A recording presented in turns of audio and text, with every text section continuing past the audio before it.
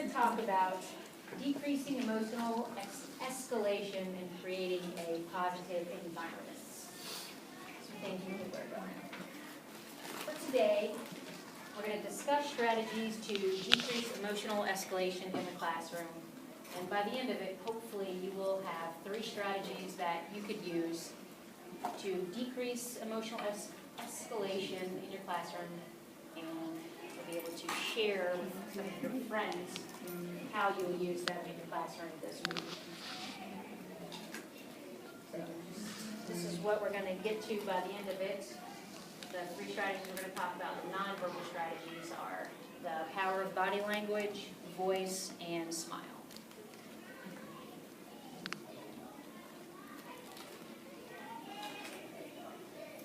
There are, you guys see that? Not very well. There are several reasons for escalation.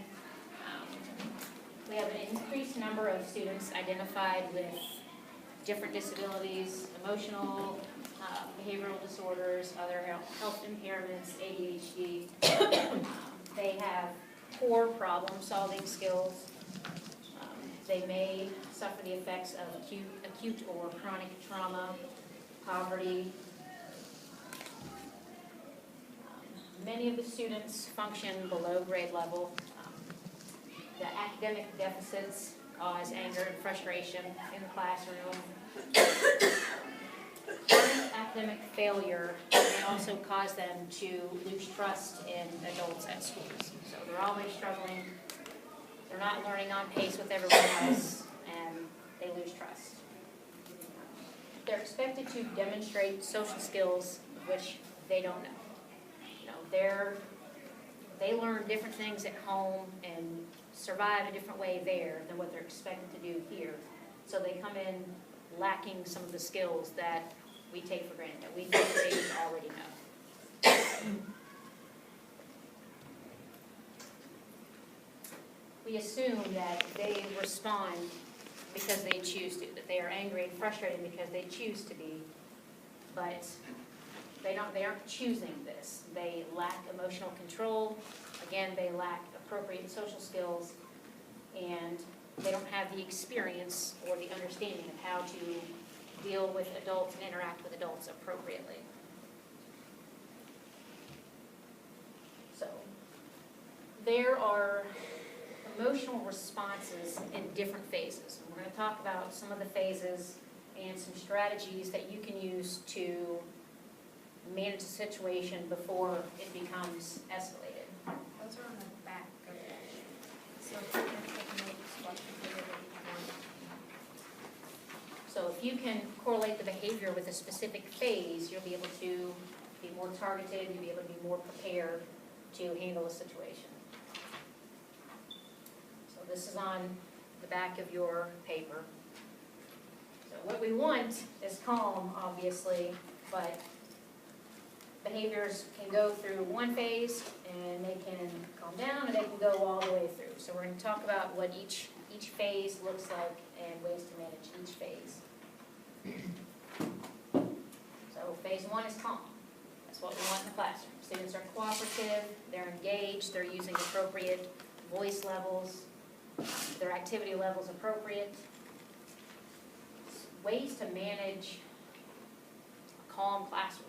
Be structured. Have your routine, your procedures set in place. Be consistent. Providing quality instruction. If students are bored, or if they are expected to do something that's out of their abilities, they're going to struggle. And provide positive attention. If their only attention is negative, they're going to struggle. So be positive. Second phase is triggers. These are the events that set off the progression of acting out behaviors.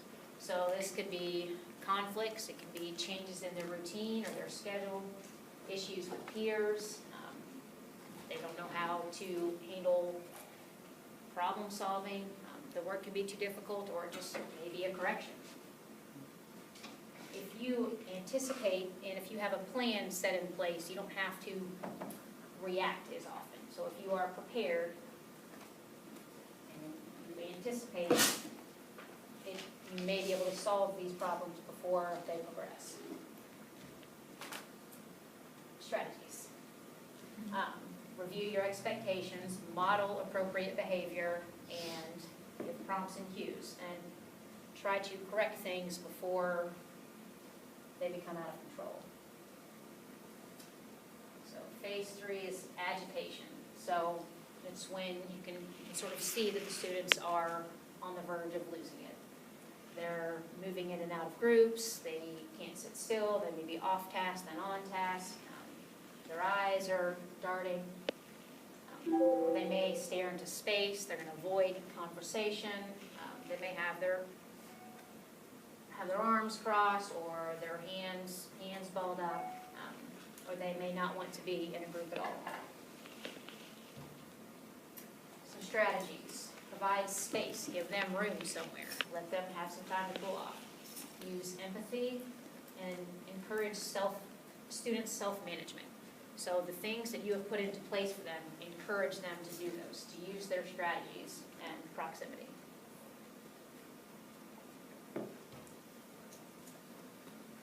Acceleration. So this is when the student's behavior becomes focused, and it's usually targeted towards the adult, the staff, the teacher. They want to engage you in different ways.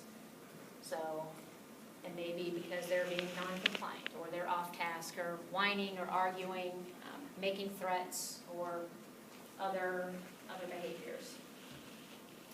Some strategies. This is a tough one. So when a student is arguing or whining or complaining, don't argue with them and avoid a power struggle. They want power. This is the way that they're going to try to get power. Speak privately with them. They want attention. They don't care whether it's positive or negative. So take them out in the hall or in a corner in the classroom where they don't have everybody's eyes on them. They're going to save face. Maintain emotional detachment. So this is something that they're going through. You don't have to go through it with them. And plan in advance. You have, it's part of your preparation. If you have a plan set in place of how to deal with these, how to manage these, you can have as many behaviors that get to this point. And this is the peak when it becomes out of control, where they are a harm to themselves or other students. Safety is a concern. So we've seen this. They may destroy property, hurt themselves, try to hurt others, or even run away. And this is when you make your call to the office and call for the SRT. Once that has all happened, then we go through de-escalation. So this is when they are emerging from being out of control. But at this point, they still are unfocused, they're still distracted, they won't be cooperative or as responsive as you would want them to be. They may be confused or withdrawn. They're not going to get back to work at this point, sit in their seat and cooperate. So they still need some time. Of course, they may deny it's their fault or blame others for the incident. At this point, give simple directions. You can't give them 5 things to do. Give them single-step directions that they can follow. And if the cause was difficult work, give them a chance to do something else and you can come back to it later. And this is another chart that shows the same phases of acting out behavior, but then it's showing you rational thought. So students are thinking while they're calm, it's stable, and then the worse the behavior becomes, the less rational thought they have. So when they're at their peak of the acting out behavior, they're not thinking about anything.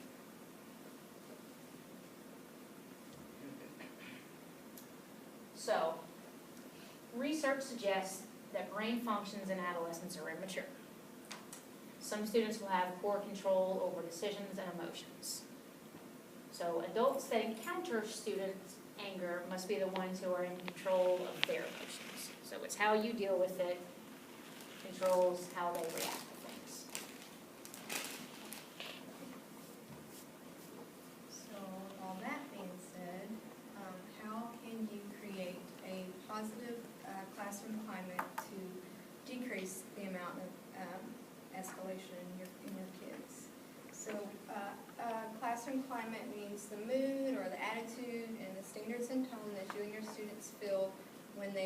classroom. So we always want your classroom to feel positive, and we want your kids to feel safe, and we want that from the moment they walk into the building. In your classroom, you can model how to be respectful, be polite, know your students and what triggers them, use humor, and celebrate success and achievements with them. Things that, all those things make a positive classroom.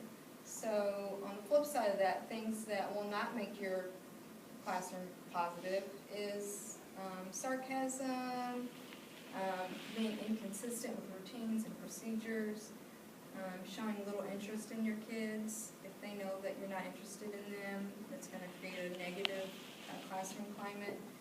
And being sharp and, snapping at them when you could have said it a different way creates a negative classroom climate.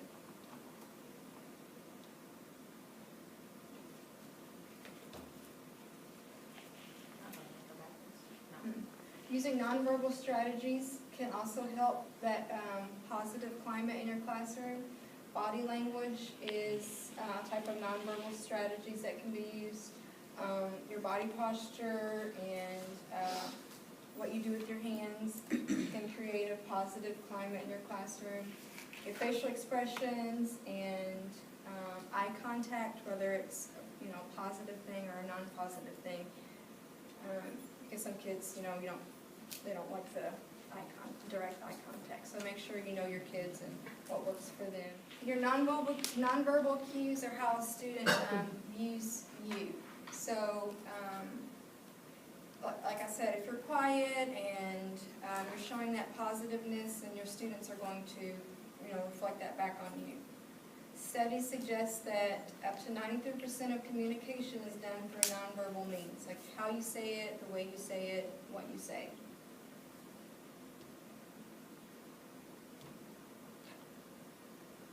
So this is a researcher from Harvard University, and she's talking about the effects of body language and the power in nonverbal cues and just how you have your body in the classroom. Wrap ourselves up. We make ourselves small. We don't want to bump into the person next to us. So again, both animals and humans do the same thing. And this is what happens when you put together high and low power. So what we tend to do when it comes to power is that we complement the other's nonverbals. So if someone's being really powerful with us, we tend to make ourselves smaller. We don't mirror them, we do the opposite of them.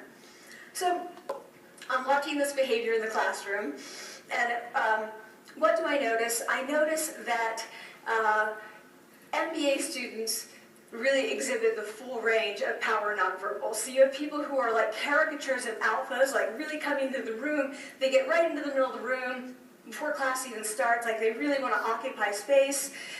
When they sit down, they're sort of spread out. They raise their hands like this. You have other people who are virtually collapsing when they come in. As soon as they come in, you see it. You see it on their faces and their bodies. And they sit in their chair and they make themselves tiny, and they go like this when they raise their hand. I noticed a couple things about this. One, you're not going to be surprised. It seems to be related to gender. So women are much more likely to do this kind of thing than men. Women feel chronically less powerful than men, so this is not surprising. But the other thing I noticed is that it also seemed to be related to the extent to which the students were participating and how well they were participating. And this is really important in the MBA classroom because participation counts for half the grade. So business schools have been struggling with this gender grade gap.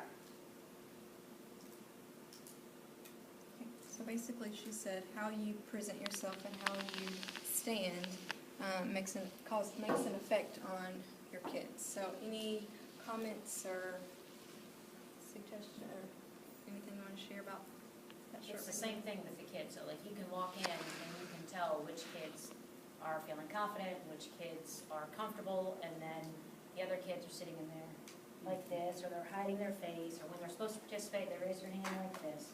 So it's the same way, whether it's how we come off or how they appear in the classroom.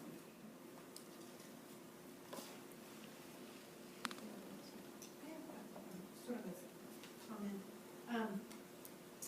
I was always under the impression that body language is so important, especially if you have to talk to a student about a behavior, if you're towering over that child, you know, showing that assertive body language, I've just come across the fact that that's not always the best way to show, you know, but you don't want to scare that child with that, you know, towering behavior, but as far as just having that in the classroom, just on a daily basis, that to me is good, but I think not when you're maybe disciplining in a way, you know what I'm saying?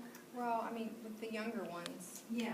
Yeah. 'Cause I remember when I was in the classroom, yeah, if I had to say something to one of the kids, I would make sure I would get down on their level, just so that I wouldn't feel like I was, you know. But still, my tone of voice and how I said it was what got over to them. I think you have to know the child. If I want to talk to a child with empathy, especially a little one, I will get below and look up. But the little ones, if I have to be firm, I don't always need to look down, but I want to be on eye level, like even with Samantha. When I'm being empathetic, I will get down. But if I'm serious with her, I don't always have to lean over, but I will get eye to eye. And I think that's important even as kids get older, because like the kids are bigger than me. It is about your body presence, because if I'm just standing there like this, you do kind of make a stronger stand. So you have to be careful. If you're always getting below a child, especially a stronger child that tends to have a stronger personality, you're putting yourself in a very weak position, and it comes off very submissive.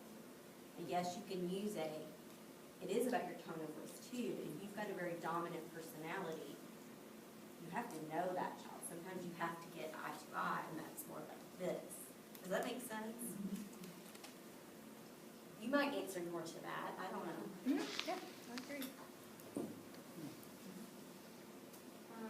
Again, body language, the way your facial expressions, the way you look at a child, your posture, how you stand when you're talking to a child who's already kind of in that escalating process, and using your whole classroom.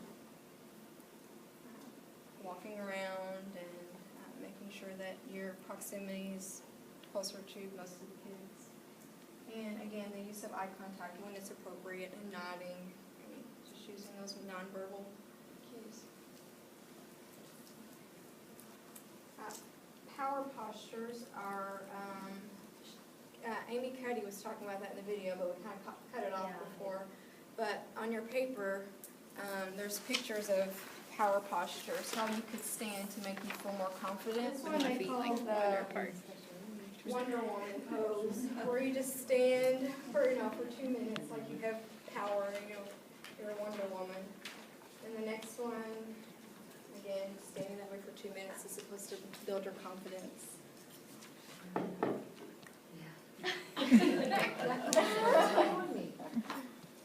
And that was like, whatever.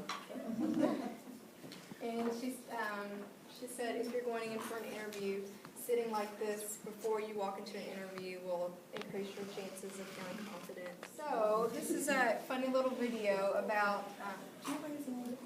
Principal Jerry. Principal Jerry. So he is showing you a lesson on how you can look at the kids, to give them that I'm in control and you better listen to me. So it's just kind of a funny little video. So today I'm going to offer a tutorial on a new behavioral management system. It's called facial behavior management for all of our new teachers and teachers whose classroom are just a little bit out of control. So if you can master the facial behavior management phases, you'll be able to do all right. This behavioral management system actually came from church moms who are able to control their kids in church just with their facial features. I'm only going to share one at a time because you need to practice. So the first phase in our behavior management system is quick change.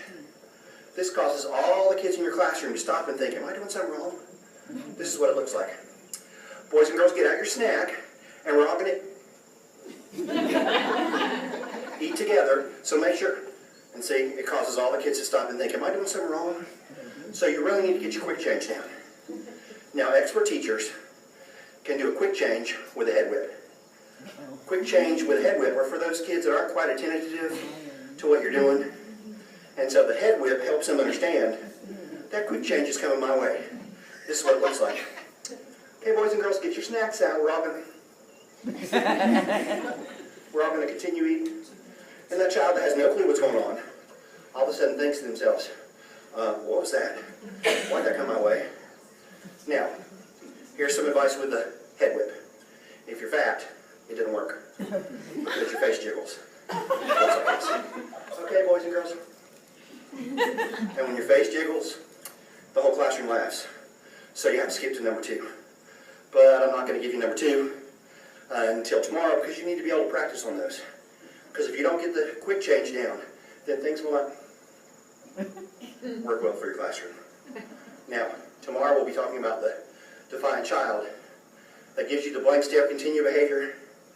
Blank stare continue behavior is when they stare at you while slowly continuing the behavior to see what you're going to do. I wish I could see that video. So, I tried that with my own child after I watched this, and he just thinks it's funny. But, I don't think that when does we, that. when we say something, we mean, the way we say something is 2 ways. It's how we say it and what we say.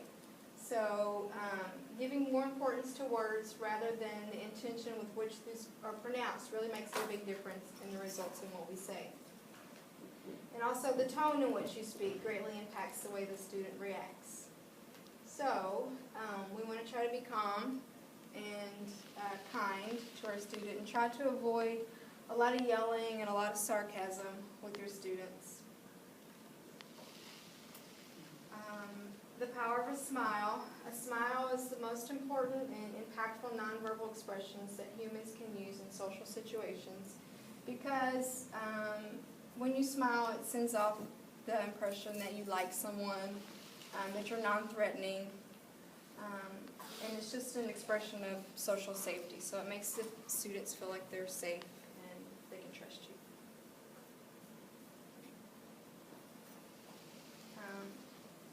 Of course, you want to smile when it's appropriate and with some positive interaction.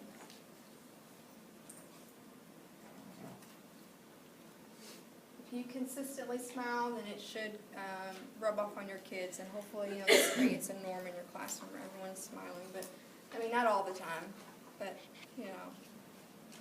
just we wanted to make it so that your kids feel safe and try to create that positiveness in their classroom. When you smile, you look good and you feel good, and hopefully that makes others smile, and they mimic your smile, and it makes them feel good.